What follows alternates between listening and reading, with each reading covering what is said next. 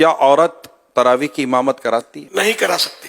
تراویح اور کوئی سی بھی نماز کی عورت امامت نہیں کرائے گی. تراویح کی نیت کرنا بھول گئے تو کیا تراویح ہو جائے گی؟ جو پڑھ رہا ہے اس کے ذہن میں کہ میں نماز پڑھ رہا ہوں اس وقت، یہ پتہ ہو اس کو، تو یہ مطلب، اور تراویح کا وہ وقت ہے یا ذہن میں عام طور پہ ہوتا ہے کہ میں تراویح پڑھوں، تو اگر ہے ذہن میں تو الفاظ جملے منہ سے ادا کرنا یہ کوئی شرط نہیں ہے، دل میں ہو نیت. کیا مسافر پر بھی تراویح پڑھنا ضروری ہے؟ مسافر کے لیے بھی سنت تو ہے کہ تراویح پڑھے گی. اب تو سفر بہت آسان ہے. اسے کیا تراویح میں ہر 2 رکعت کے بعد جو بیٹھتے ہیں وہ فرض ہے؟ 4 رکعت کے بعد بیٹھنا مستحب ہے، اور نہیں بیٹھا تو کوئی گناہ نہیں ہے.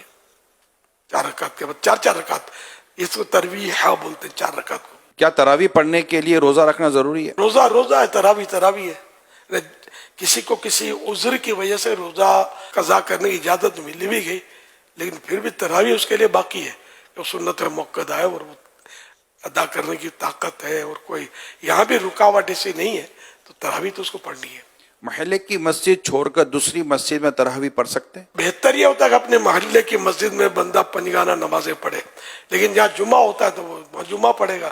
تو اگر تراویح اس طرح کسی اور مسجد میں جا کے پڑھے تو کوئی گناہ نہیں ہے. عشاء کی نماز سے پہلے تراویح پڑھ لی تو کیا ہو جائے گی؟ عشاء کے فرض کے بعد ہی تراویح کا ٹائم شروع ہوگا، اس سے پہلے نہیں ہوگی. عشاء کی جماعت مسجد میں ہو گئی تو کیا وہ تراویح کی جماعت پڑھ سکتا ہے؟ مسئلہ یہ ہے کہ عشاء کے فرض نہیں ملے تو تراویح تو پڑھ سکتا ہے با جماعت.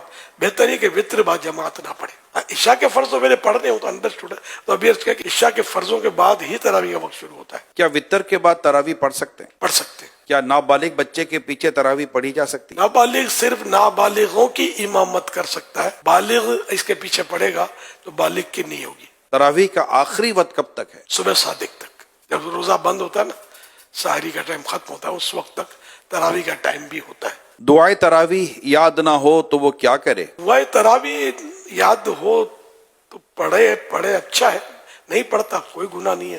درود شریف پڑھے اس وقت، کوئی بھی ذکر و اذکار کرے. پھر فرض چپ بھی بیٹھا ہے تب بھی کوئی گناہ نہیں ہے اس پر.